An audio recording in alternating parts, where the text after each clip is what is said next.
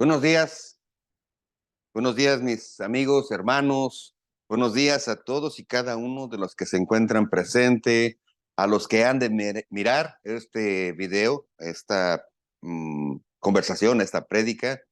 Les agradezco mucho su atención, su tiempo, les agradezco mucho el hecho de que, yo personal, les agradezco el hecho de que estén ahí.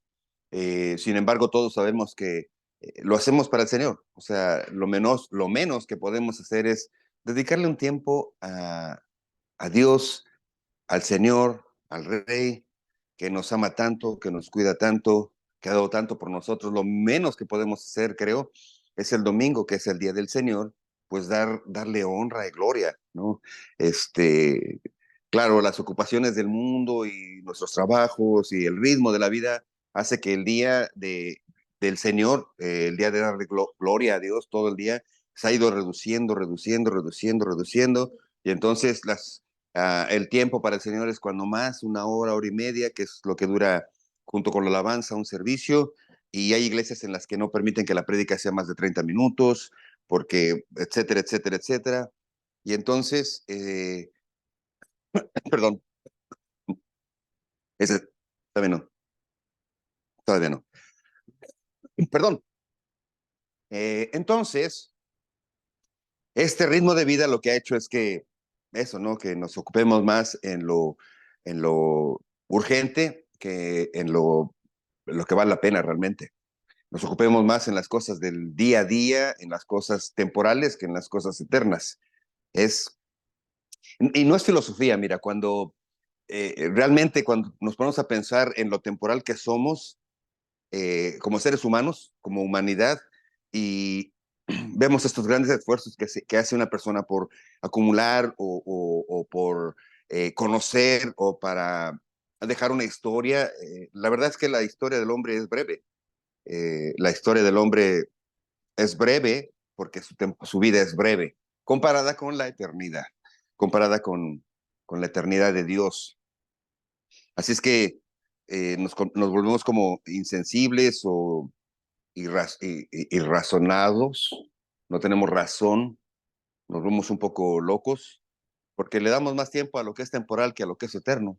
O sea, realmente cuando pones esas dos cosas y entiendes, dices, bueno, espérate, debería estar más preocupado por ver cómo va a ser mi vida en la eternidad que mi vida aquí. Si bien en este mundo pues tenemos que trabajar, comprar, vender, criar a nuestros hijos, buscarles un mejor futuro, todas esas cosas son válidas y son parte de lo que tenemos que hacer, porque en parte el poder vivir una vida en la eternidad cerca de Dios, con Dios, es, depende primero de la decisión de quererlo amar a Él y buscarlo a Él, y también de cómo vivimos esta vida, ¿no?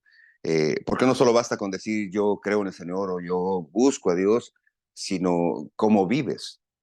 Y no voy a poner aquí reglas y métodos, simplemente voy a recordarte lo que dijo el Señor Jesús cuando unos se acercaron y dice que que dijo el Señor que en ese día, o sea, en los últimos días, habrá muchos que dirán, Señor, Señor, en tu nombre hicimos esto, hicimos milagros, hicimos sanidades, hicimos aquellas cosas, en tu nombre hicimos. Y dice que en ese día, Jesús dijo, que Dios en ese día les dirá, apártense de mí, yo nunca los conocí. ¡Wow! Esa palabra es fuerte porque eh, habla de no solo basta hacer las cosas, sino saber en nombre de quién hacemos las cosas, para quién hacemos las cosas. Porque si hacemos las cosas para uno mismo, pues ganaremos vanidad, ganaremos dinero, ganaremos cosas que un día se acaban.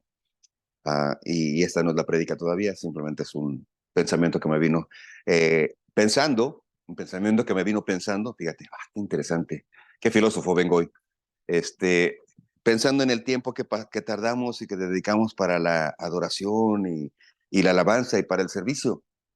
Eh, a veces vamos corriendo porque ya son 15 minutos de alabanza, ya es mucho, ya son, y digo, ¿qué no te estás gozando? Esta última adoración, ¿no? El Señor es mi pastor, nada me faltará si Él está conmigo, nada me faltará. No es cobardía, no es ser débil, refugiarte en el Señor, al contrario, es el mejor lugar donde te puedes refugiar. En medio de un problema no es cobardía ir y decir, Señor, ayúdame, Señor, yo sé que tú me cubres, me refugio en ti. No, no, es ir al lugar correcto, ir al lugar adecuado, buscar del Señor. Porque en momentos de debilidad, cuando vas y buscas del Señor, en momentos de tristeza, cuando te acercas al Señor, cuando te dejas abrazar por el Señor, es cuando después de un momento te levantas restaurado, pones tus pies de nuevo firmes, te levantas fuerte, seguro, porque has pasado tiempo con el Señor, con el Creador de todas las cosas, con el Dios que conoce todo, todo, y de una u otra forma te deja saber que vas a estar bien, vas a estar bien. Así es que en esos momentos, acércate a Dios, acércate al Señor, acércate en el nombre de Jesucristo a Dios, en el nombre de Jesucristo entra al lugar santo, en el nombre de Jesucristo pide todo. Y dice nuestro Señor que Él nos dará las peticiones de nuestro corazón. Así es que, pues hoy estamos en el capítulo 6 del libro de los Hechos, la segunda parte del libro de los Hechos, del capítulo 6, perdón. Y aquí empieza la historia del libro de los Hechos a cambiar.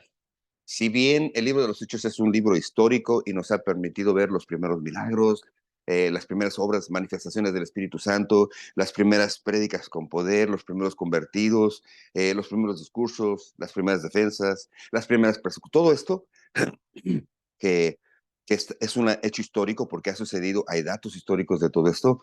Ahorita, en este momento, la historia, la redacción del libro de los Hechos va a empezar a cambiar. Va a empezar a cambiar porque esta parte hermosa donde todos los que tenían lo vendían y lo traían a los a apóstoles y ellos distribuían por la necesidad, estas muestras del primer amor, estos destellos de lo que será el reino de Dios, donde no habrá necesidad de acumular porque todo estará ahí, donde no habrá necesidad de envidiar porque todo lo tendremos, no, donde no habrá necesidad de ir y ser mayor, porque dice que todos seremos delante de Dios y estaremos delante del que es mayor y más grande que todos nosotros.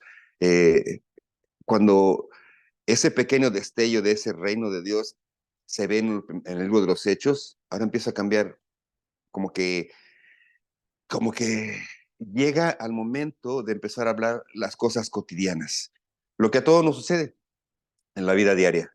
Y aquí en el libro de los Hechos, capítulo 6, a partir del versículo 8, vemos la historia del primer mártir.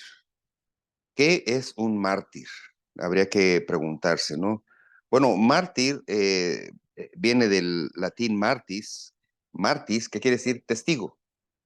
Entonces, yo antes tenía el concepto de que mártir era el que sufría. Y sí, un mártir sufre, pero ¿por qué sufre? Sufre porque es testigo, porque atestigua lo que ha visto, porque sostiene su testimonio.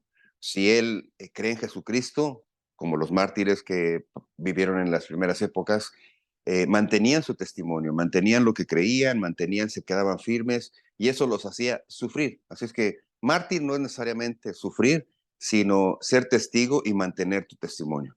Eh, por ejemplo, los mártires de Nacosari, que es una colonia que es allá en México DF, no son porque son nacos, son mártires de Nacosari porque así es el nombre y tengo algunos parientes de allá, mis cuñadas son de allá, son de Nacosari, pues un poco nacas, pero y algunas sobrinas también, entonces, pero eso es otra cosa, son no que sufren. Aquí el mártir es el que es testigo y por eso sufre. Eh, Así es que y me da risa porque ya me están oyendo. Entonces, aquí vemos la historia del primer mártir, Esteban. ¿Quién era Esteban? Dices, Esteban. Bueno, acabamos de leer que llegó el momento que estaban tan ocupados los apóstoles atendiendo las mesas, es decir, repartiendo lo que venía y la distribución de las riquezas y administrando de alguna forma todo lo material, que dijeron, espérate, no es justo que nos distraigamos de enseñar la palabra por atender a las mesas. Y la palabra justo aquí no quiere decir, no es justo porque o sea, somos maestros y ahora nos ponen a repartir. No, la palabra justicia es porque no es, um, no que sea indigno, pero no es lo más correcto despreciar lo bueno que es buscar y compartir la palabra por estar ocupados. Es aquí donde a veces caemos en errores cuando servimos en una iglesia o cuando una iglesia se ocupa o cuando una congregación se ocupa de lo temporal y estamos más ocupados en lo temporal y en el cómo ordenamos el servicio y qué ponemos y qué hacemos y hay distracción y entonces se pierde un poco lo esencial, que es compartir la palabra de manera clara, de tal manera que tu corazón y tu mente puedan entender y amar a Dios. Y una vez que tu corazón y tu mente entienden y aman a Dios por el conocimiento de la palabra, entonces tus acciones cambian. Y ese es el lema de esta Iglesia Nuevo Inicio Internacional. Compartir la palabra así, de tal manera que tú puedas ir tomando estas piezas y vayas formando el concepto completo de lo que es la palabra del Señor. Y ese concepto, que ya no es simplemente emocional o sentimental, se convierte en un concepto mental, un concepto que te dice y que te indica cómo vivir mejor la vida. Porque hablando, por ejemplo, entre paréntesis, de un pecado, ¿no? Cuando no conoces a Dios y tienes un pecado constante, sabes que está mal, lo quieres dejar y intentas dejar ese pecado y dejar de hacer ese pecado, pero no sabes por qué no puedes. Quieres, pero no puedes. Bueno, quieres amar a Dios, pero no puedes. Quieres servir a Dios, pero no puedes. Pero hay un querer, hay un sentimiento y está bien. Ahora, cuando empiezas a leer la palabra, ese sentimiento empieza a aterrizar en tu conocimiento y entonces empiezas a comprender cosas y empiezas a comprender tus propias reacciones. De ahí que, por ejemplo, una de las terapias que más funcionan en un lugar de adicciones o de consejería, de cualquier tipo, se llama la consejería de conocimiento. Es decir, la intención de la teoría no es de la consejería, de las terapias de conocimiento no son ver cómo estás o qué estás haciendo con tu vida, sino explicarte por qué actúas de esa manera. En el caso, por ejemplo, de las adicciones, de las drogas, la terapia se llama cognitiva, terapia cognitiva, es conocer cómo se fabrica una droga, qué es una droga, qué efectos causa en el cuerpo, por qué esa químico reacciona de tal manera en tu cuerpo y en tu cerebro, y por qué se convierte en una adicción. Entonces, cuando una persona que es adicta a cualquier tipo de droga entiende que es un químico, entiende que altera su sistema, altera su cerebro, crea ciertas conexiones que antes no existían, etcétera, etcétera, tiene más fuerza para dejar esa droga, porque ahora sabe en qué momento está siendo tentado y sabe por qué físicamente está sintiendo. Así, ya no es que el diablo vino y no, o sea, ya sabe que es una reacción química de su cuerpo y sabe con qué luchar. De igual manera, la espiritualidad. Puedes conocer a Dios, puedes querer ver a Dios, quieres escuchar la voz de Dios, pero si es un sentimiento que no está aterrizado en el conocimiento, normalmente nos convertimos en religiosos. Sí, religiosos. Un religioso, una religión, es aquel que sigue una serie de procedimientos, una serie de pasos metódicos que se convierten en eso, un método metódico, y a veces lo hacemos por repetición y no sabemos ni por qué lo hacemos.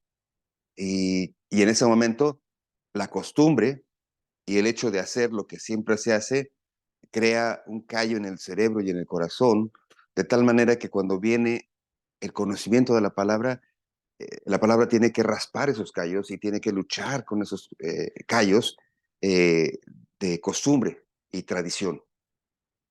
Entonces, y una vez que quita esos callos, como en el caso de un pie, ¿no? Nunca has visto cómo, a mí me gusta ver los pies de mi esposa y cuando termina de hacer su pedicure, que dejan su piel suavecita, suavecita, sus pies se ven bonitos. eh, Digo, si no hubiera ese proceso de raspar esas cosas que se hacen duras, el pie seguiría siendo feo, yo creo, ¿no? Pero la belleza es eso. No sé si le duele, me imagino que le duele un poco, pero le quitan todo lo que es eso, un callo, y deja ver la hermosura de sus pies. Igual, cuando tú tienes un callo religioso, viene la palabra y empiezo a raspar. Y de pronto cuando empiezas a entender que algunas son solo costumbres, que algunas son tradiciones que no tienen ningún sustento bíblico, ningún sustento en las palabras del Señor, empiezas a dejar cosas que antes tenías como firmes y empiezas a ver la hermosura de buscar de Dios, la naturaleza. Eso es lo que sucede con Esteban. Por eso hago esta introducción. Permítame orar para leer esta porción de la palabra. Hechos capítulo 6, a partir del versículo 8 hasta el 15. Padre bendito, Señor. Gracias, Señor, por tu amor, gracias por tu fidelidad, Señor. Gracias porque tú nos permites, Señor, la salud para escuchar y para ver y poder leer tu palabra, Señor. Gracias por la salud. Aquellos que no tienen esta salud, te pedimos, Padre, te pido que haya ángeles, que haya personas alrededor de ellos que puedan transmitirles, Señor, de manera clara tus palabras, Señor, de manera clara y precisa tus enseñanzas, tus ordenanzas, tus deseos para nosotros, tu amor, Señor, para nosotros. Así como nosotros lo entendemos cuando vamos conociendo más tu palabra, Señor. Cambia de ser solo un sentimiento para ser, wow, una realidad. Ya no es un concepto, ahora es una realidad en mi vida el hecho de que tú, Señor, eres real, de que Cristo realmente murió en la cruz por mis pecados y que realmente su sangre lava mis pecados y la resurrección de Cristo me da la esperanza de una vida eterna. Y por eso te doy gracias, Señor. Y te damos gracias todos por tu palabra. En el nombre de Cristo, nuestro Señor. Amén. Dice el libro de los Hechos, capítulo 6, versículo 8. Esteban, lleno de gracia y poder, hacía grandes prodigios y señales entre el pueblo. Entonces se levantaron unos de la sinagoga llamada de los libertos y de los de Cirene, de Alejandría, de Cilicia y de Asia, disputando con Esteban. Pero no podían resistir a la sabiduría y al espíritu con que hablaba. Entonces sobornaron a unos para que dijesen que le habían oído hablar palabras blasfemas contra Moisés y contra Dios, y soliviantaron al pueblo, a los ancianos y a los escribas, y arremetiendo, le arrebataron y lo trajeron al concilio. Y pusieron testigos falsos que decían, este hombre no cesa de hablar palabras blasfemas contra este lugar santo y contra la ley. Pues le hemos oído decir que ese Jesús de Nazaret destruirá este lugar y cambiará las costumbres que nos dejó Moisés. Entonces, todos los que estaban sentados en el concilio, al fijar los ojos en él, vieron su rostro como el rostro de un ángel. En este momento, fíjate, en este momento, Esteban, que había sido seleccionado no por votación, sino por tres cosas que tenía, decía que iban a seleccionar, los apóstoles ya estaban muy saturados, dijeron, no saben qué, escojan 7 de ustedes para que nos ayuden a atender esta necesidad, pero que esos 7 sean personas de buen testimonio, eh, llenos del Espíritu Santo y de sabiduría. Tres condiciones, tres características naturales. Déjame decirte, esas tres condiciones son naturales cuando tú buscas de Dios, cuando lees su palabra. ¿Por qué? Porque el buen testimonio se refiere a algo que se note que tu vida ha cambiado. Eso es un buen testimonio. Cuando tú empiezas a leer la palabra, empiezas a conocer, tu vida cambia y empiezas a cumplir el primero de buen testimonio, llenos del Espíritu Santo. La llenura del Espíritu Santo viene con el conocimiento de la palabra. Entonces, si estás conociendo la palabra de tal manera que está cambiando tu vida, estás lleno del Espíritu Santo, te estás llenando del Espíritu Santo. Y dice, y de sabiduría. Bueno, ¿qué sabiduría? ¿Ahora es más inteligente? No, la sabiduría es la toma de decisiones correctas. Y eso sucede cuando tú estás leyendo tu palabra y estás buscando de Dios. Tu vida cambia, tu conocimiento de Dios empieza a ser más grande y tus decisiones empiezan a ser más sabias. Y este Esteban tenía esas características. Era de buen testimonio, lleno del Espíritu Santo y sabio, de tal manera que no solo atendía las mesas, sino que empezó a cumplir una misión de predicador, de evangelista, tanto que empezó a evangelizar esas otras sinagogas, ese otro grupo de judíos que estaban en Jerusalén, pero que de cierta manera no compartían las mismas sinagogas. ¿Sabes qué es una sinagoga? Era el lugar donde se reunían los judíos para leer las escrituras, lo que diríamos nosotros una iglesia. Bueno, había sinagogas de los judíos, judíos de nacimiento, judíos de Jerusalén, y había otras sinagogas, otro grupo que se llamaba de los libertos. ¿Por qué de los libertos? Bueno, estos eran judíos que cuando hubo persecución en la historia de Israel, hubo un momento que los persiguieron, 12 tribus los desplazaron, y unos fueron por acá y otros por allá, y fueron esclavizados a ese lugar donde llegan. Después de un tiempo, son liberados y tienen la libertad de venir a Jerusalén. Por eso se llaman de los libertos. Entonces, estas sinagogas de libertos, parece que había de diferentes ciudades o ciudades representativas, ¿no? Una de esas que llama la atención es esta, dice que había judíos de Cilicia, ¿no? Eh, Había judíos de Alejandría, de Cilicia y de Asia que disputaban con Esteban. Tres cosas. Los de Alejandría, eh, no, normalmente esta área de Alejandría era el área donde el pensamiento helenista, este pensamiento de sabiduría y de conocimiento, eso significa el pensamiento helenista, aquellos que buscan y filósofos y etcétera, etcétera, eh, venían de ese grupo. Y entonces todo lo que oían tenían la tendencia a siempre preguntar, ¿y por qué? ¿Y por qué? ¿Y por qué? ¿Y por qué? Y explícame. ¿Y por qué? ¿No? Entonces, eran personas así, llegaron. También dice de Cilicia, un ejemplo de una persona de Cilicia es Saulo de Tarso. Saulo de Tarso, si lees en Hechos capítulo 8, versículo 1, cuando Saulo, que después conocemos que su nombre es Pablo, o Dios le da ese nombre de Pablo, dice yo soy Saulo de Tarso, de Cilicia. O sea, eh, Tarso era la capital de esta ciudad de Cilicia. Era un lugar donde igual había muchos filósofos y estudiosos de la ley. Tarso era, Saulo era uno de ellos. Entonces, se menciona el tipo de personas que venían a Asia. Los de Asia tenían por tradición estos de meditación, de oración, de profundizar en sus estudios, ¿no?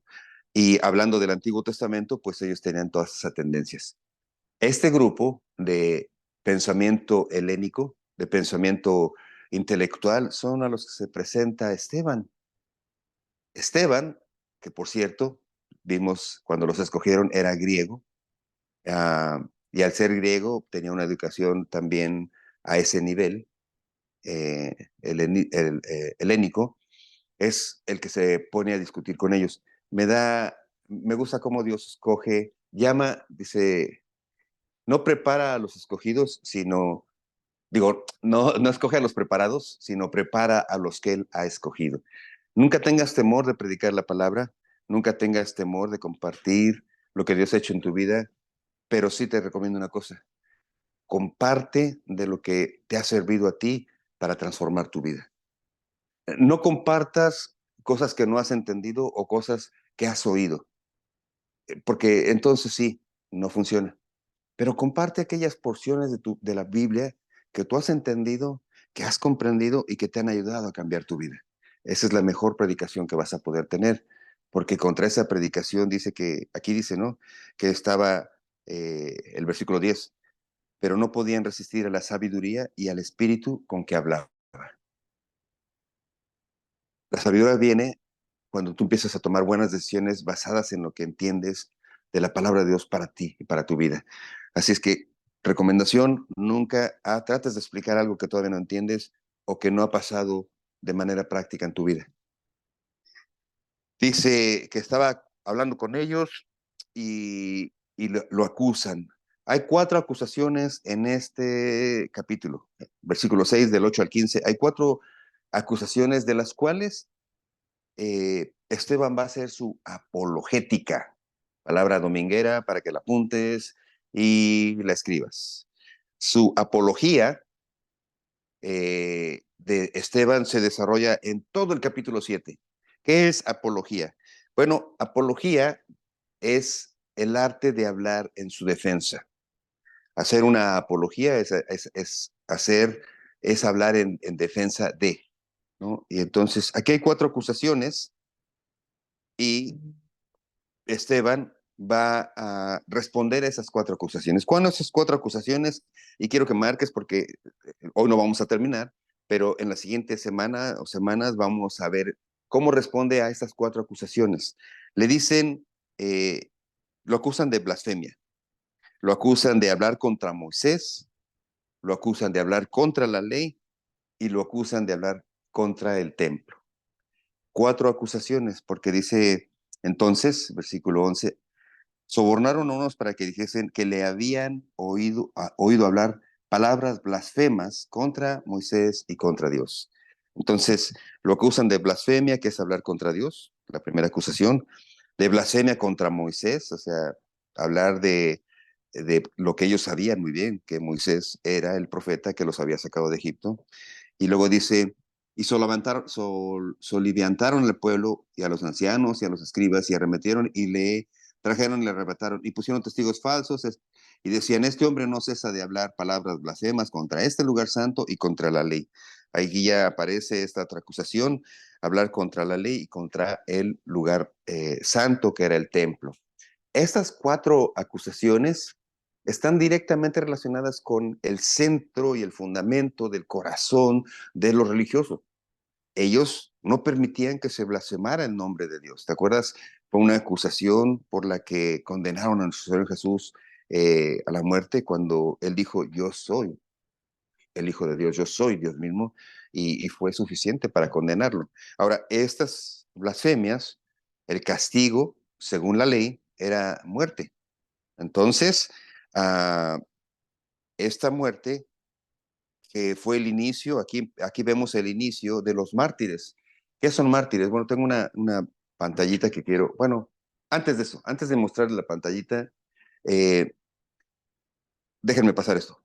Esteban, aquí en el capítulo 6 vamos a ver cómo empieza a hacer su apología, su defensa por esas 4 acusaciones.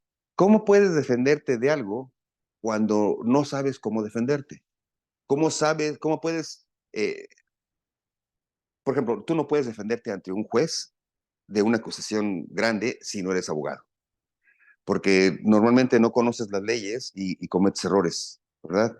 Cometes errores y te pudiera, dice, todo lo que diga puede ser usado en su contra. Y es verdad, ¿eh? La ley funciona así. Muchos casos que podría poner ejemplos que a mí me han sucedido de cosas legales y a veces por no saber defenderme, por no conocer la ley, por el sentido común, según yo, es que esto debe ser así, sí, pero la ley no se maneja así, dice mi esposa, por pasarte de inteligente, me tocó algunas cosas que pagar, ¿no? Y no estoy hablando de delitos graves, sino de no manejar la ley como se debe. Un ejemplo rápido. Cuando yo me dedicaba al negocio de autos y dicen, hay garantía, ¿no? Compras el auto y hay una garantía de 2 horas. Y esa garantía cubre un concepto. Entonces, el reglamento de la subasta era, tú llegas y dices, ¿qué está mal en el carro? ¿Qué consideras que está mal? Ellos van, lo revisan y si consideran que están de acuerdo que está mal lo que tú dices, se cancela el negocio. Pero si lo que tú dices ellos consideran que no está mal, pues ni modo, te quedas con el carro, ¿no? Sucedió, y sucedía muchas veces, a mí me sucedió que un carro hacía un ruido, pa, pa, pa, y yo le dije, fui y me quejé porque decía que el motor estaba bueno y yo le oía un ruido. Me dijo, ¿y qué le oyes? Le dije, suenan como los lifters, ¿no? Que es una parte superior del motor. Dice, ok, ¿son problemas de lifters? Sí, y escribió, ¿no? Se fueron y manejaron, y regresaron y me dijeron, no, los lifters está bien. Lo que está mal es el árbol de levas, ¿no? La base más importante, lo de abajo. Dije, ¿onto está peor? Dijo, no, es que tú te quejaste de lo de arriba, no de lo de abajo. Dije, no me estén vacilando, ¿no? Y me tuve que quedar con el carro por no saber decir lo que estaba mal. Y así muchas cosas. Así es que, mira, quiero que vean este video porque vamos a ver en el capítulo 7 dicen, es largo. Alguien me dijo ahorita, es que el capítulo 7 es largo, 60 versículos. Realmente no es largo, realmente es el más corto, es el capítulo más corto. Y dices, ¿cómo va a ser el más corto si tiene 60 versículos? Sí, Pero es que en este capítulo hace un resumen excelente, Esteban, de todo el Antiguo Testamento y afirma el Nuevo Testamento. ¿Cómo? Bueno, sería bueno tener una percepción total del Antiguo Testamento. Hay una aplicación en YouTube que se llama Lee la Biblia. Y como yo no tengo temor, al contrario, quiero que tú sepas más para que yo tenga que aprender más. Quiero que estudies esto. Quiero que darte esta herramienta para que en tu tiempo leas, veas ahí, denle una revisada. Son explicaciones cortas y rápidas de lo que significa un libro. ¿Por qué el libro por ejemplo, un libro de un profeta? ¿Quién es Isaías?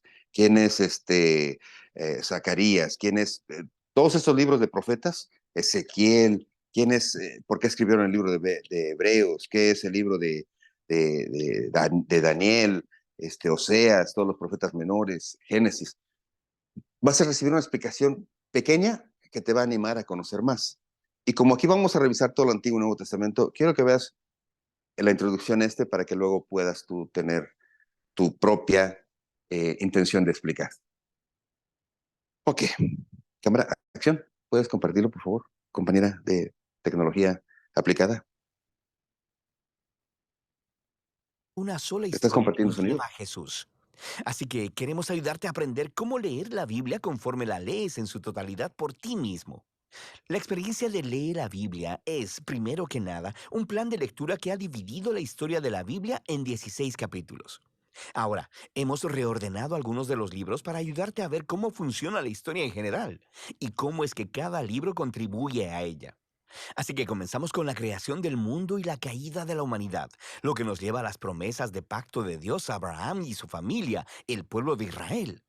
Luego, llegas al rescate de Dios a Israel en el éxodo de Egipto, a lo que le sigue el pacto que Dios hace con ellos en el monte Sinaí. A partir de ahí, Dios guía a Israel a través del desierto hacia la tierra prometida, donde Israel se convierte en una nación y quebranta el pacto. Esto lleva al auge y la caída del reino de Israel, culminando con Israel siendo exiliado de la tierra. Aquí la historia hace una pausa y lees la poesía de los profetas que vivieron antes del exilio de Israel y también tienes los escritos de sabiduría que reflexionan acerca de esta parte de la historia. Después de esto, se retoma la historia y lees los escritos de los profetas que vivieron durante el exilio. Luego, acerca del regreso de Israel del exilio y los escritos de los profetas que vivieron después del exilio. Concluirás el Antiguo Testamento con el libro de Crónicas. Es un resumen de la historia hasta ahora y de cómo toda ella apunta a Jesús. Y finalmente llegamos a Jesús mismo y su anuncio del reino de Dios, a lo que siguen las cartas de los apóstoles al pueblo del reino de Jesús. Finalmente, concluimos toda la historia bíblica con el Apocalipsis, una visión poética del regreso de Jesús y la restauración de toda la creación. Ahora, cada uno de estos 16 capítulos tiene cierto número de sesiones de lectura que se necesitarán para completarlo. Algunos son más cortos y otros son más largos. Y si te tomas solo 15 o 20 minutos cada día para completar cada sesión, serás capaz de pasar por toda la Biblia en menos de un año. Ahora, incluso con este mapa, muchos libros de la Biblia son realmente confusos. Es muy fácil extraviarse. Así que cuando inicies un nuevo libro de la Biblia, podrás ver un breve video que te presentará la estructura y el flujo del libro y te dará consejos acerca de qué clase de cosas buscar mientras lees. Pero cada libro también contribuye a la historia general de la Biblia.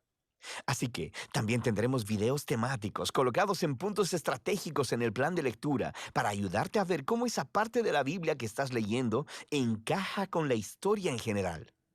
Finalmente, la sesión de lectura de cada día incluye un salmo, porque creemos que leer la Biblia no es solo una experiencia intelectual, sino también espiritual. Así que te invitamos a tomarte el año para desarrollar el hábito diario de orar a través de los salmos. Y para el final de año, habrás orado a través del libro entero de salmos 2 veces y medio. Esperamos que la experiencia de leer la Biblia te ayude a leer a través de la Biblia entera con mayor entendimiento de lo que jamás lo has hecho antes, para que puedas ver por ti mismo la belleza y la sabiduría de esta antigua historia que nos apunta a Jesús.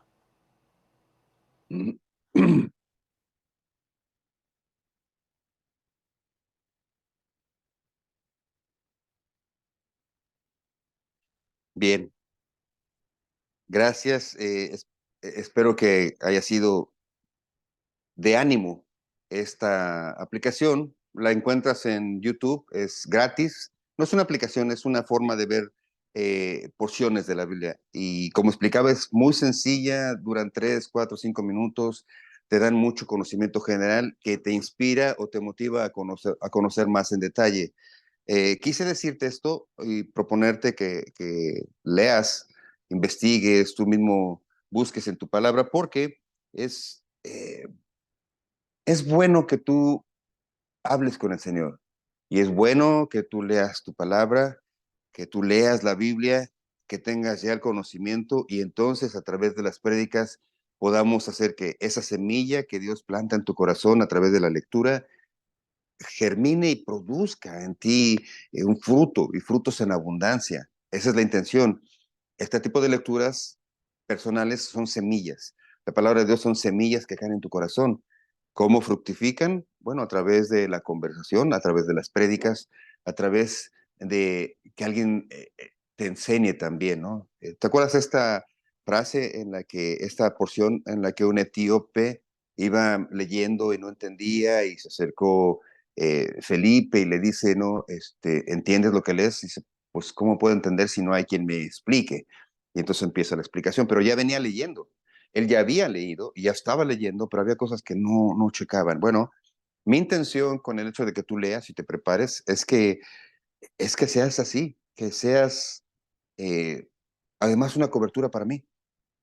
¿Por qué? Porque en la medida que la población que escucha estas prédicas conozca, eh, va a ser un impedimento de que yo pueda inventarte, o como dicen, dorarte la píldora y que hagas cosas que no son bíblicas o que hagas, o que te dejes llevar o que te dejes manipular. Esa es la bendición de que por ti mismo leas la Biblia, porque esta lectura de la palabra te va a cambiar tu forma de ser, por lo tanto, va a cambiar tu forma de pensar y de actuar. Y entonces tu testimonio va a ser de poder. A veces queremos hablar a un amigo, a la familia, y decimos, "Ah, es que no me oyen, no me hacen caso". Y es que a veces hablamos mucho, pero hacemos poco. Y sí, a todos nos pasa. No eres tú nada más. Nos pasa que a veces hablamos mucho, pero hacemos poco. Ah, y eso no es la fórmula. La fórmula es hacer lo que hace Esteban aquí. Así es que a partir de este momento voy a empezar a leer el capítulo 7 y yo creo que solo vamos a hacer algunos comentarios de la primera parte, ¿no?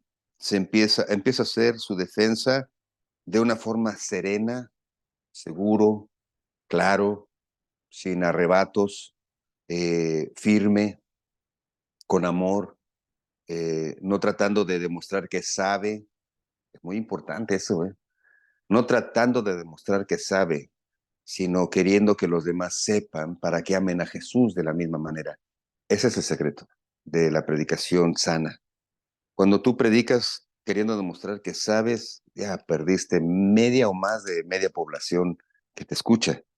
Pero cuando tú tratas de hablar de tal manera que, los que escuchen aprendan a amar a Dios como se supone que tú lo amas. Y digo se supone porque yo estoy hablando de mí mismo. Estoy predicándote y no te puedo hablar de cosas que yo no he vivido o que no he puesto en práctica. Algunas cosas son pesadas, cambiar, arrepentimiento, buscar a Dios, eh, pero si no se hace, no se puede vivir, no puede ser efectivo al momento que predicas la palabra de Dios. La palabra de Dios transforma vidas, tiene el poder de transformar vidas. Así es que si tienes algún familiar, tu esposo, tu esposa, tus hijos, no están viviendo de acuerdo a lo que Dios quiere para sus vidas, te voy a dar un secreto. Empieza, empieza tú a vivir la vida como Dios quiere que la vivas. Empieza a vivir tú la vida como Dios quiere que la vivas. Si eres la esposa, empieza a vivir como la esposa que Dios quiere que seas, de acuerdo a la palabra de Dios. Empieza a amar a Dios con este poder y con este conocimiento. Si eres el esposo y no has podido ser el padre que debes ser, empieza a leer la Biblia, empieza a leer y a buscar en Dios y en Jesús las palabras que van a darte la firmeza para ser el hombre que Dios quiere que seas. Si eres un hijo, si tienes un pariente, empieza por ti. El cambio empieza por ti. ¿Cómo sé que Esteban estaba tranquilo, amoroso, eh, no estaba enojado con ellos? ¿Cómo sé que Esteban estaba hablando de una manera tan pausada, tan firme, tan segura? Bueno, lo sé porque dice el versículo 15 del capítulo 6. Entonces, todos los que estaban sentados en el concilio, es decir, todos los que lo estaban acusando, al fijar los ojos en él, ¿qué crees? Vieron como el rostro de un ángel. Qué, qué hermoso es hablar con alguien que te explica por qué ha vivido lo que te explica o te explica lo que sabe que es, está consciente, está firme. Qué poder tiene eso, ¿eh? Mi transformación fue así. Mi venir a Cristo fue de esa manera. Eh, Yo creía muchas cosas, me creía mucho, me creía muchas cosas de mí mismo, me creía mis propias mentiras, empezaba a andar por malos caminos, muy cenagosos, muy sucios, y aún así yo estaba que yo sé, yo puedo y yo soy, y mi filosofía era la única, y cuando me hablaban yo tenía la capacidad de regañar y de enseñar porque yo era Juan Camaney, dicen en México, pero la verdad es que iba de mal en peor, de mal en peor. Y fue en una clase, y creo que lo he comentado, una clase tan sencilla que el nombre decía, ¿cómo leer la Biblia? Dije, "Ah, pues voy porque casi me llevaron a fuerzas". Pero la persona que dio la clase era una persona con muchos títulos, muchas capacidades, doctorado en esto, maestría en aquello, filosofía, egresado de la universidad, que podía haberme dicho, yo soy más Juan Camaney que tú, ¿verdad? Porque yo era Juan Camaney, entonces él era Juan Camaney segundo o algo así. Podía haber dicho eso, pero no, con todos sus títulos, empezó a explicar la crucifixión de Jesucristo y qué significaba eh, la herida en su costado, qué significaban los clavos en sus manos, qué significaba la corona de espinas en su cabeza, qué significaba su sacrificio por amor a cada uno de nosotros. Y lo explicó de tal manera que estando en el salón de clases, sin vergüenza, las lágrimas se le corrían porque entendía lo que era el amor de Dios. ¿Sabes qué? Contra esas cosas no hay oposición. Cuando tú hablas convencido de cuánto te ama Dios, cuando tú hablas convencido de cuánto amas a Dios, nadie puede resistirse. Nadie puede resistirse. Así es que si tengo un consejo que darte es, empieza por ti y vas a ver los cambios en ti. Y después, ¡wow! Va a empezar a crecer los frutos alrededor de tu vida. Así es que este Esteban, con una mirada tranquila, con el rostro como de un ángel, no solo tranquilo, pero con autoridad, por ser un ángel, con la pureza, porque era como el rostro de un ángel, empieza a decir, cuando el sumo sacerdote dijo entonces, ¿esto es así? O sea, ¿es verdad que has hablado blasfemias? Y empieza Esteban a defender y como buen apologista, como hombre sabio, empieza por la acusación más grave. ¿Cuál es la acusación más grave? Blasfemia en contra de Dios. Así es que les va a empezar a explicar que él no ha blasfemado, porque él ama y cree en el mismo Dios que ellos creen. Dice sí, y él dijo, versículo 2 del capítulo 7, varones hermanos y padres, oíd. Varones hermanos y padres. A los que están a mi estatura y a los señores que tienen edad, escuchen esto. El Dios de la gloria apareció a nuestro padre Abraham, estando en Mesopotamia, antes de que morase en Harán, y le dijo, sal de tu tierra y de tu parentela, y ve a la tierra que yo te mostraré. Entonces salió de la tierra de los caldeos y habitó en Harán, y de allí, muerto su padre, Dios lo trasladó a la tierra de la cual vosotros ahora habitáis, aún ni aún para asentaros pero no le dio tierra ni aún para asentar un pie, pero le prometió que se la daría en posesión a su descendencia después de él, cuando él aún no tenía un hijo. Y le dijo Dios, así, que su descendencia sería extranjera en tierra ajena, y que los reducirían a servidumbre y los maltratarían por 400 años. Mas yo juzgaré, dijo Dios, a la nación de la cual serás siervos. Y después de esto saldrán y me servirán en este lugar. Y le dio el pacto de la circuncisión, y así Abraham engendró a Isaac y le circuncidó al octavo día. E Isaac circuncidó a Jacob, y Jacob a las 12 patriarcas. Los patriarcas, movidos por envidia, vendieron a Jesús, a José, para Egipto, pero Dios estaba con él, con José. El versículo 10. Y le libró de todas sus tribulaciones, y le dio gracia y sabiduría delante del faraón, rey de Egipto, el cual lo puso por gobernador sobre Egipto y sobre toda su casa. Sobre toda su casa. Vinieron hambre en toda la tierra de Egipto y de Canaán, y grande tribulación, y nuestros padres no hallaron alimentos. Cuando oyó Jacob que había trigo en Egipto, envió a nuestros padres la primera vez, y en la segunda José se dio a conocer a sus hermanos, y fue manifestado a Faraón el linaje de José. Y envió José, hizo venir a su padre Jacob y a toda su parentela, en número de 75 personas.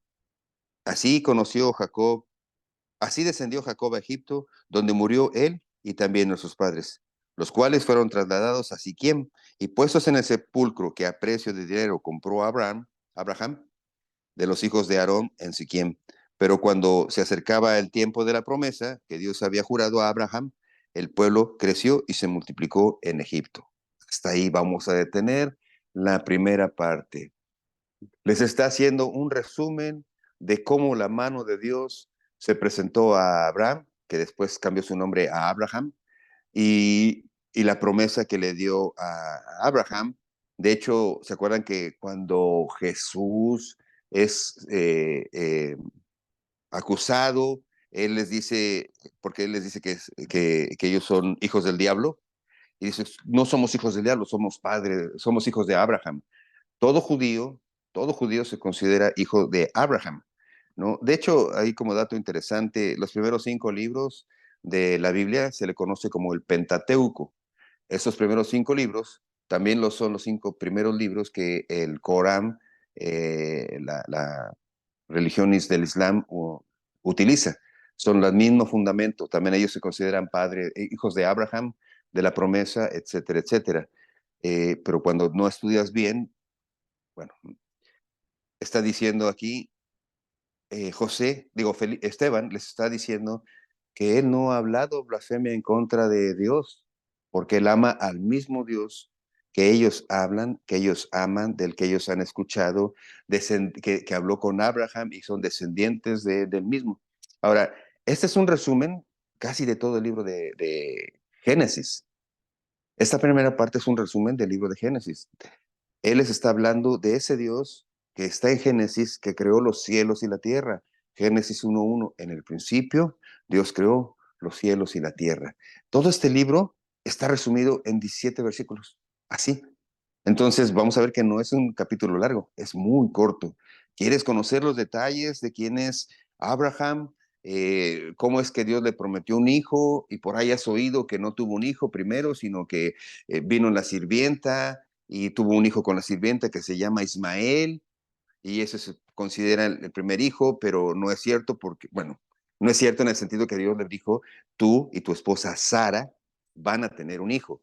Y dice que ya habían pasado muchos años. Se dice que Sara era más o menos como de 100 años cuando tuvo a su primer hijo, porque dice que ya se le había pasado la costumbre de la mujer, ya era muy anciana.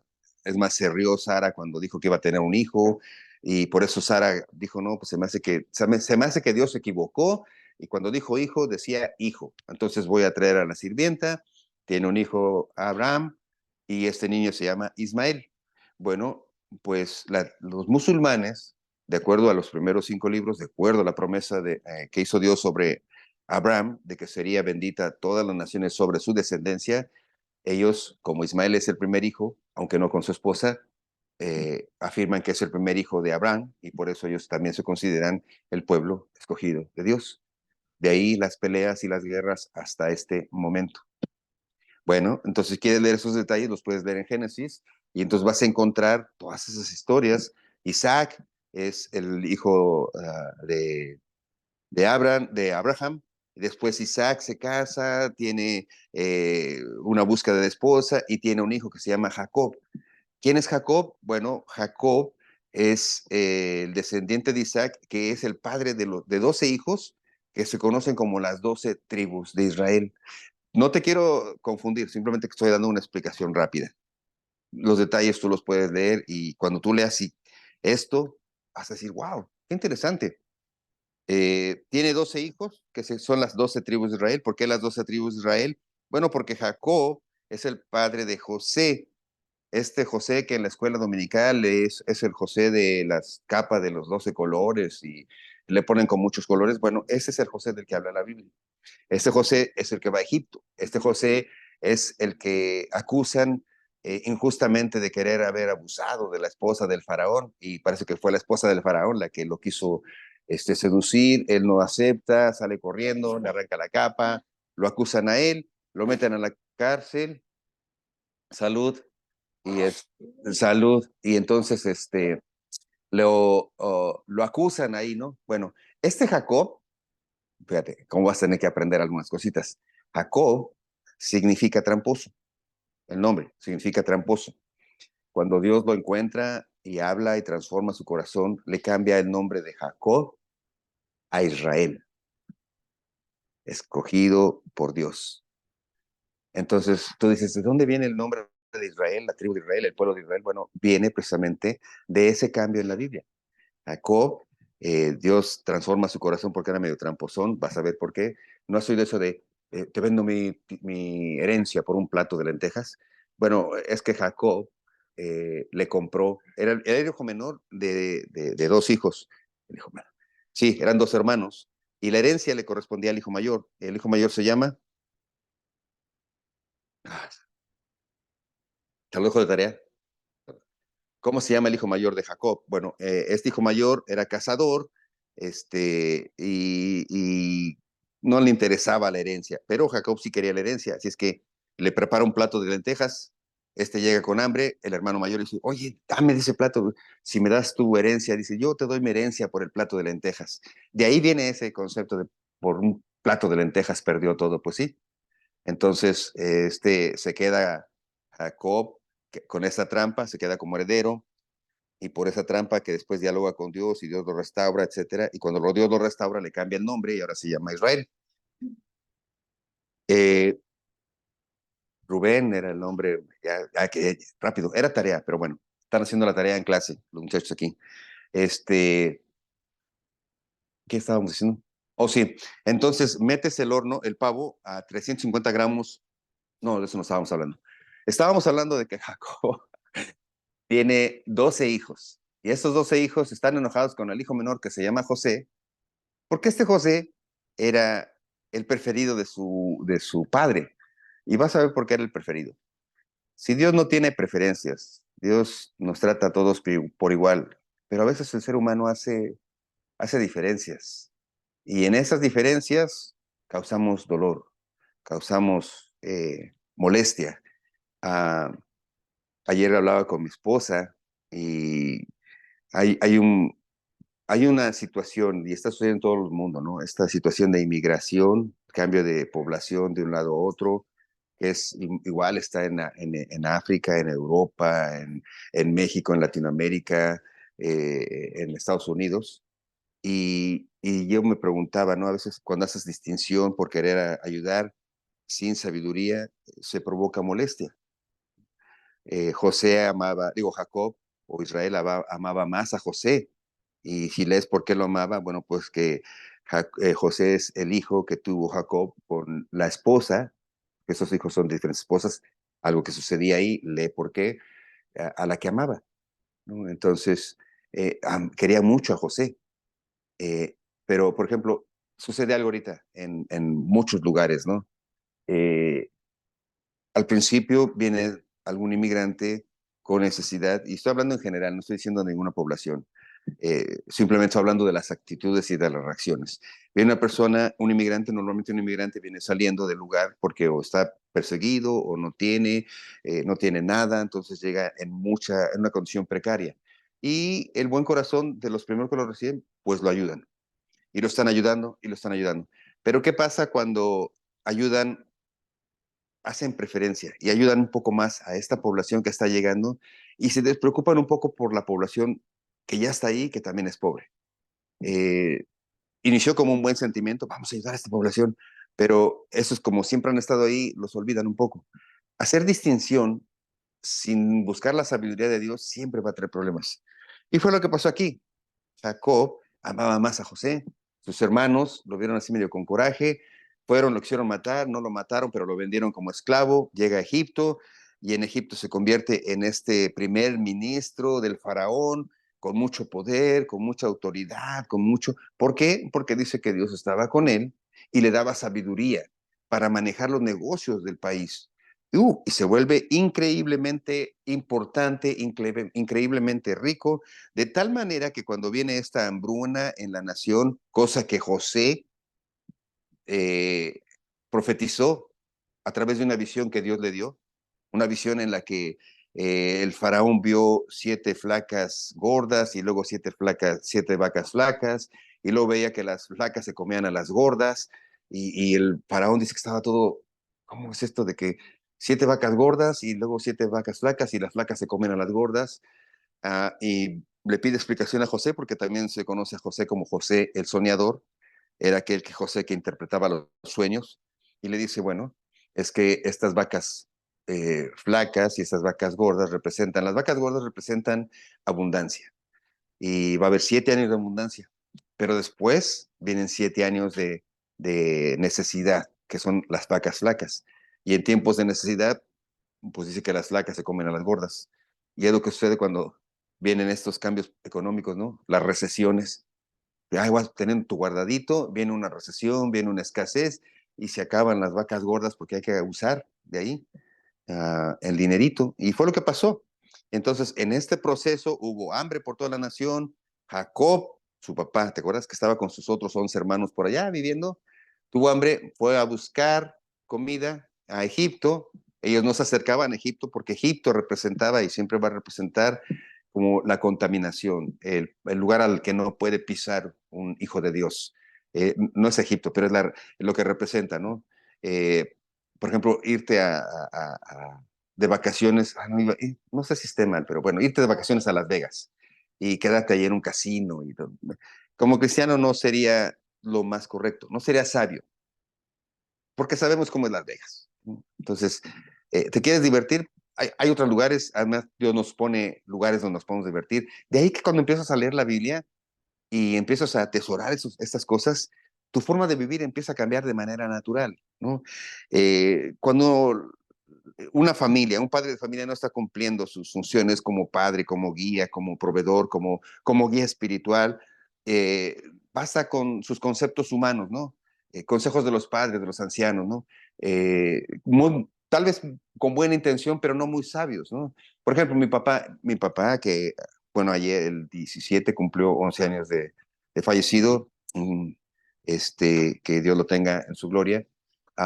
Él en su experiencia, que, bueno, era su experiencia, en su educación, que era su educación, que tal vez él me dijo un día, ¿no? Ya de grande, después de casi 18 años que no lo había visto, estuvimos aquí, conoció a Cristo como su Señor y Salvador, se arrepintió, lo aceptó, y después tuvimos una conversación y él me dijo cómo me hubiera gustado conocer esto, saber esto hace mucho tiempo. Y entendí, ¿no? Que su vida tuvo que haber sido muy difícil sin conocer el amor de Cristo, sin tener la paz de saber que Cristo está contigo, que Cristo puede ayudarte, que Cristo puede transformarte. Él tuvo sus luchas, ¿no? Con sus copitas y no podía cambiar, ¿no? Entonces, en esa sabiduría humana, él me decía, a lo mejor ni todo el dinero, ni todo el amor, ¿no? Y usted conoció primero madre que esposa, entonces todo el respeto primero a su madre. Eh, mm, pues eran palabras que uno considera, si te las dice una persona grande, deben ser buenas, ¿no? Pero esas palabras de acuerdo a la Biblia no son las más correctas, de acuerdo a la Biblia. Y tal vez por eso, en ese sentido, ¿no? Cuando el hombre empieza a crecer, que cumpliendo esos estándares ya cumplió, entonces, como ya cumplí estos estándares, cuando quiero descansar o divertirme, pues tengo derecho a estas otras cosas. ¿Sí me explico? De ahí que hay familias en que el papá dice, pues mientras a mi esposa no le falte comida, yo puedo hacer lo que quiera, ¿no? O lo que dicen, incluso esposas dicen, pues mientras mi esposo aquí no me falle, que no, aquí es mi esposo, afuera haga lo que haga. Y dices tú, wow. Y por eso seguimos como estamos, ¿no? La Biblia en Efesios, tú puedes ver claramente cómo Dios demanda del hombre amor a su esposa. Ama a tu esposa, dice. Ámala, ámala, ámala. Y si tienes una pregunta de cuánto la debo amar, hombre, Efesios dice, ama a tu esposa como Cristo amó a su iglesia, que dio su vida por ella. Ahí tienes el estándar. ¿Cuánto debes amar a tu esposa? ¿Cuánto debes entregarte por tu esposa? Y yo ahorita me estoy sintiendo verdaderamente regañado.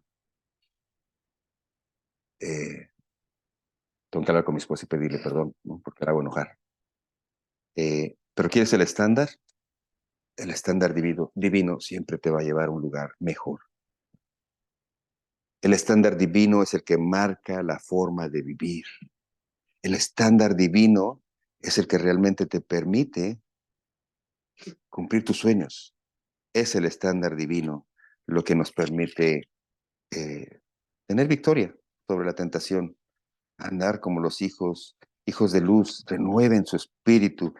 Lee el libro de Efesios, dice a la esposa, oh, a la esposa, sí, estén sujetas a sus propios maridos como al Señor. Estoy leyendo Efesios capítulo 5, versículos del 21 hasta el 33.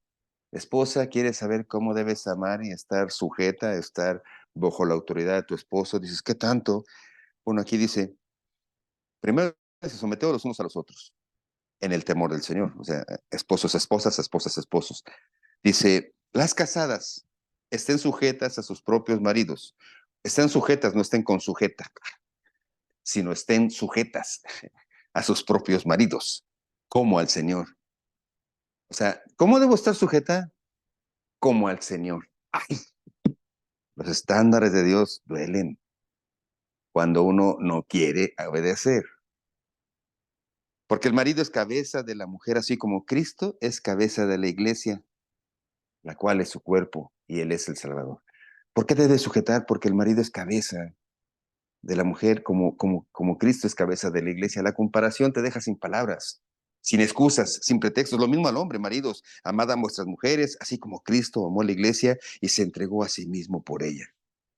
Se acabó. ¿Quieres ver a los hijos? Ay, dice aquí, hijos, obedecer al Señor, en el Señor a vuestros padres, porque esto es justo. Honra a tu padre y a tu madre, que es el primer mandamiento con promesa para que te vaya bien y seas de larga vida sobre la tierra.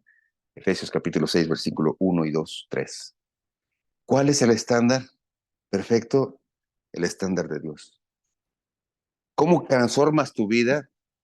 Tu vida es transformada cuando te das cuenta que tus uh, excusas, que tus conceptos son temporales, son pocos, son faltos de sabiduría, son faltos de percibir la eternidad o lo que hay después.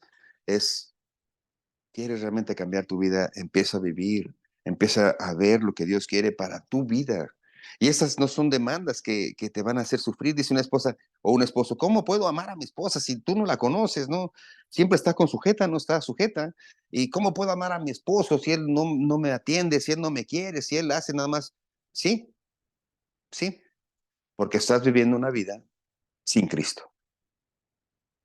Trae a Cristo a tu familia, trae a Cristo a tu vida, tráelo a tu ser, tráelo a tu corazón, pero no como una religión, sino como dijo Dios, como dijo nuestro Señor Jesús.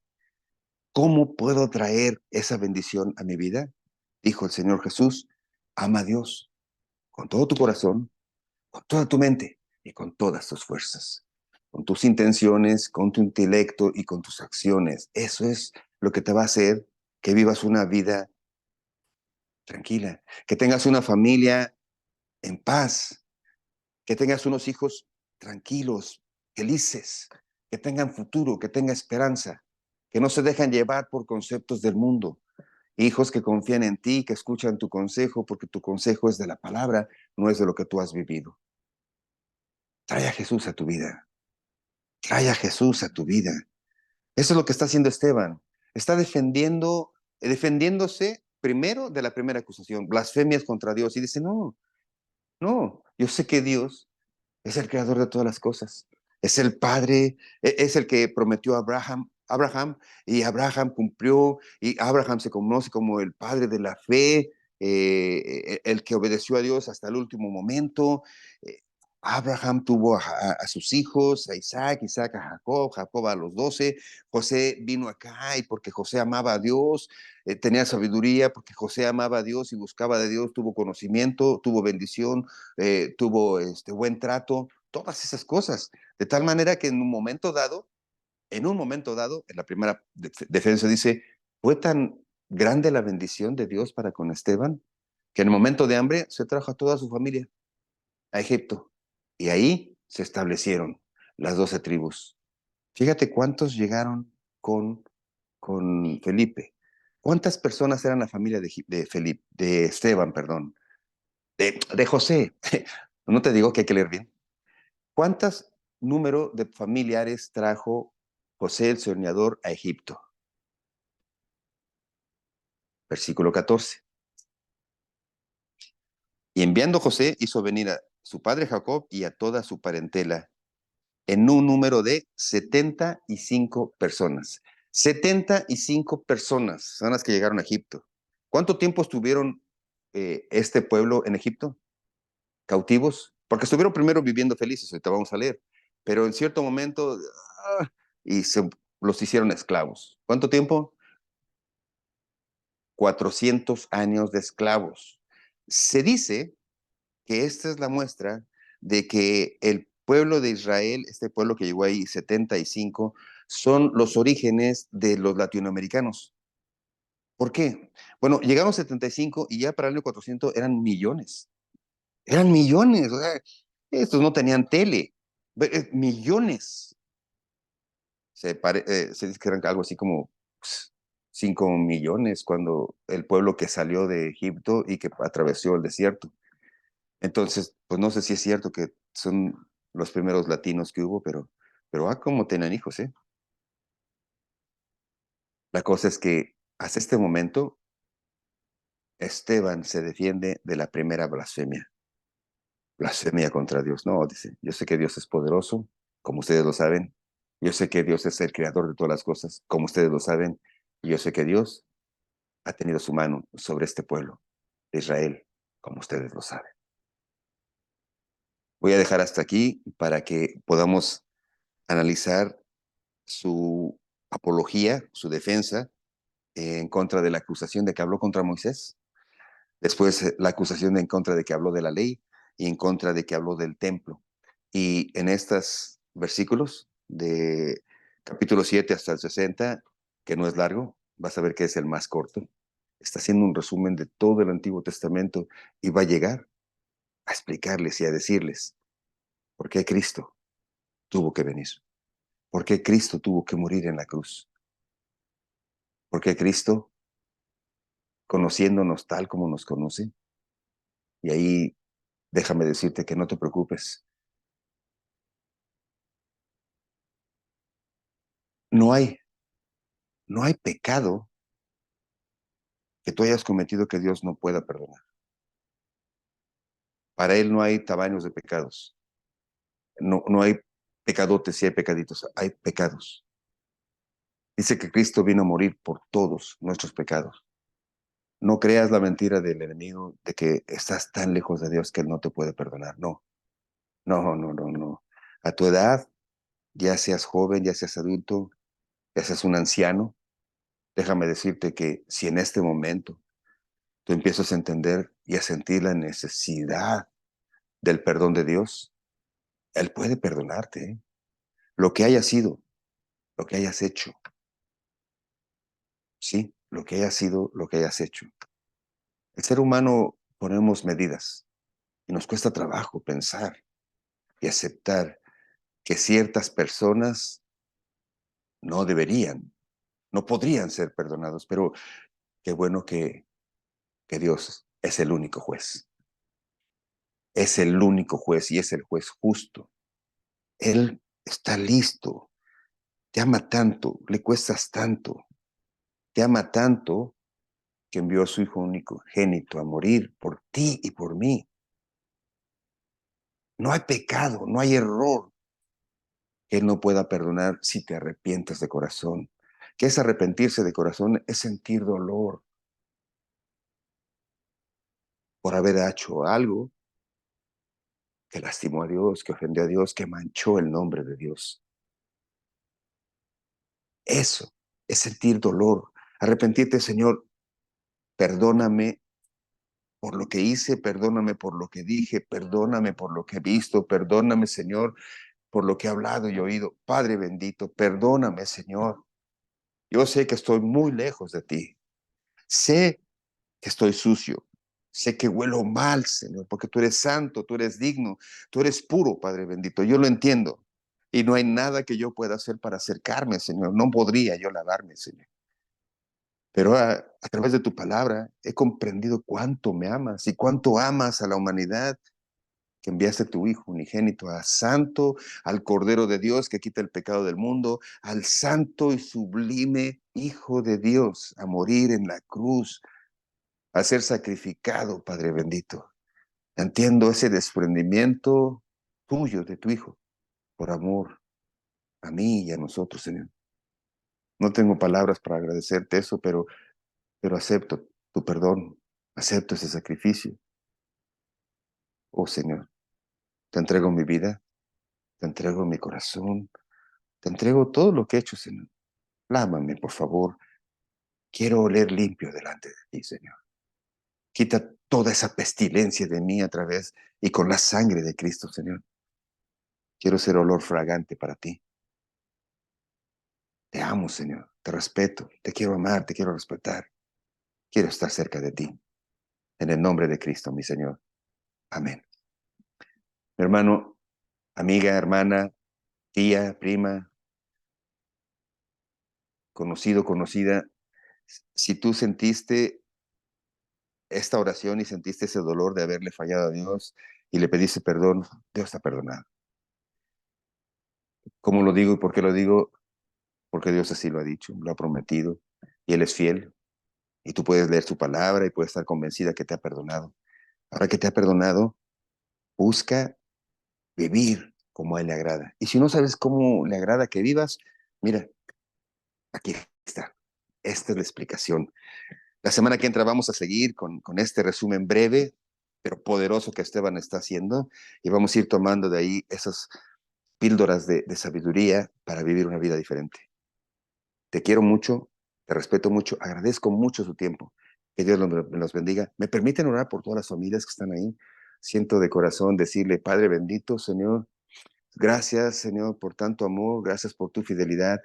Señor, que cada familia que está en este momento escuchando, que estará escuchando esto, Señor, tu rostro, Señor, resplandezca en medio de ellos. Que su familia sea cuidada, Señor. Que el amor, la paz, la tranquilidad de tu Espíritu Santo reine en cada hogar, Señor. Señor, que las preocupaciones por lo material sean absorbidas por la confianza y seguridad de tu palabra. Yo sé, dice el Señor, que de todas esas cosas tienes necesidad de pagar, de comprar, dice el Señor. Yo sé que tienes necesidad, pero busca primero el reino de Dios y su justicia, y todas las cosas serán añadidas. Señor, yo te pido que cada familia pueda verte, Señor, a través de tu palabra, que pueda sentir la seguridad de que todo va a estar bien, todo va a estar bien. En el nombre de Cristo, mi Señor. Amén. Nos vemos la semana que entra. Gracias. Dios los bendiga.